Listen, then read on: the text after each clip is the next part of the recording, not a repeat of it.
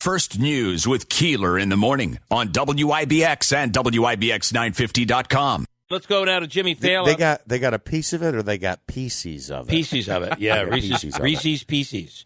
Host of Fox Across America is on the line right now. Good morning, Jimmy. Good morning.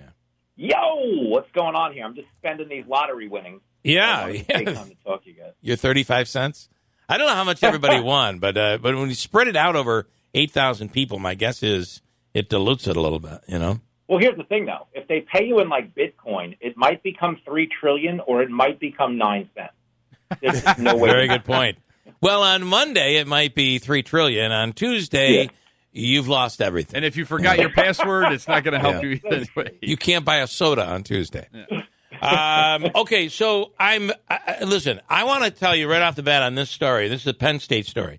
I'm going to be the guy who you say, wow, what a snowflake, or what, because I'm saying this. If we are using terminology that has that we are currently using terminology that does have racist undertones, I think we should try to avoid that. But I just don't know what freshmen and upperclassmen have to do with racism, I guess, is where I'm going here. No, they don't. Listen, colleges, they don't want to work. They don't want to do anything. They have become cultural arsonists. And what I mean by that is they set fires that they then put out and claimed the virtue and the valor for extinguishing, but they were strawman arguments from the get-go. You know, they're making this huge effort, like, we've got to get rid of these racist terms, these gender-specific terms. Okay, but if you go through that's the college, problem. It's gender. It's gender. Yeah. If you spend 4 years in college focusing on gender-inclusive language, you're going to need a non-gender-specific term for loan shark, because it's the only way you're paying your student loans, because no one's hiring. Trust me. Because it's absurd. I mean, let me ask you this question. If we're talking about PC language, Penn State plays in the Big Ten Conference. Are they going to change it to the plus-size 10? The Big Ten Plus. The Big Ten Plus. Yeah. The Big Ten Body Positive. But no, it pisses me off. Why? Because think of this becomes the norm. Think of what this does just to music. You know? Like everything, you know, you're going to hear the Beatles sing, I saw they standing there. You can't say her. Can't say them. Work with me here. Maneater by Hall & Oates. Oh, here they come. Watch out them. They'll chew you up. Nobody wants to hear that song. You know what I'm saying? The Rolling Stones, Birthing Person's Little Helper, because you can't say mother. Who's going to this concert? Not me. They go up to the Saranac Brewery to play like the Spring Fling or whatever you guys do, and you get drunk and pee all over each other. I'm not signing up to hear those bands.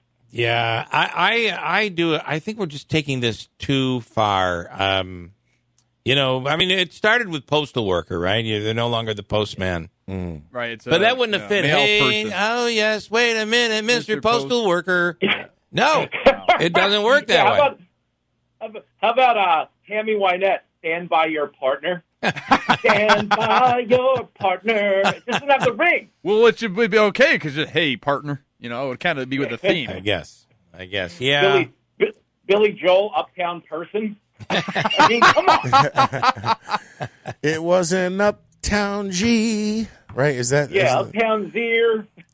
Meanwhile, somehow we're okay with the song "Young Girl" that's talking about making love to an underage female. Oh, Gary Puckett. I'm surprised. I think he's got a show on some station somewhere, but all of his songs were inappropriate. Yeah, what is that? Like every single one. They were confessions. Well, I'll tell you a joke I've been holding off on doing on the air. Okay. Test it out. Debut it on our air. Yeah, good job, Jimmy. Well, no. This is the joke. You'll appreciate it. It's just the music. It's just an intro. Okay.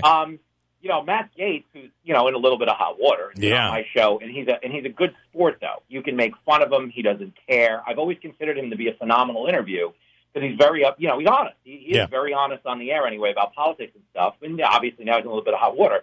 But if he comes on this week, do you remember the Winger song, She's Only 17? That's a pretty good intro. I don't know if he would get it. I think he'll get it. Oh, yeah. He'll get it. Yeah. You told me I'll get hung up on. I come to you guys as standards and practices. Yeah. Definitely do that. Well, Jimmy. you know what is the worst of this whole story is when the guy like me steps in and says, well, technically 17 is legal. I mean, he really didn't break. Yeah. Obviously, though, his problem is it's believed that he may be paid for that. Yeah. Well, you got to know that. You got to know this. If you're a Republican and you did cocaine with an escort, you're in trouble. If you're a Democrat, you did cocaine with an escort, you're in Biden's family. You get a book deal, you hug it out. Hey, Hunter's here, everybody. All right. Nerd. You're on fire today, Jimmy. That's every day. I just survived a week in Texas. We were doing our show remote down in Texas, and I learned the painful truth that Texans don't know where the line is between hospitality and a hazing ritual. And,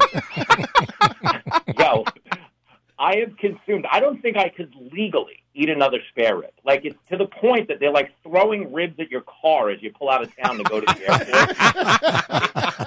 It's horrifying.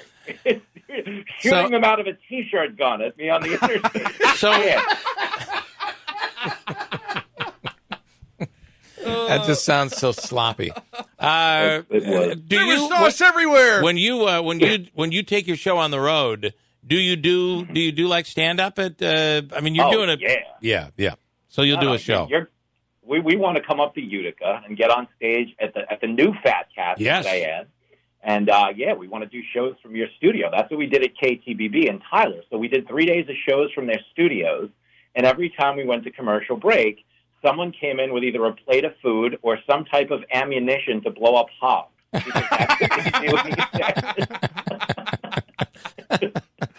I actually heard a man say the term. I'm not kidding. They use this thing called tannerite because they have a feral hog problem on one of these lakes down there. Yeah. And he said, "Oh, Jimmy, you got to see it. Hundreds of pieces of hog just flying everywhere." And I was like, I don't know that I need to see hundreds of pieces of hog flying everywhere. Yeah. That's how they roll. All right. Well, listen, third week in September, we open the comedy club here. So just be aware of that. So we'll tell Jeff Monaski to stop sniffing glue and get me on the air. Okay. All right. As long as we're going full out on this thing now. All right. We're in. There's no secret anymore. All right. All right, Jimmy. Thank Love you. You guys. Have a wonderful day. We appreciate it. You too, my man. Bye-bye. Okay. Jimmy Faila, who might or might not end up on IBX beyond this program. We'll see. It seems like it all kind of relies on Jeff Monaski. Did he think that little jab there helped him? He apparently doesn't know you.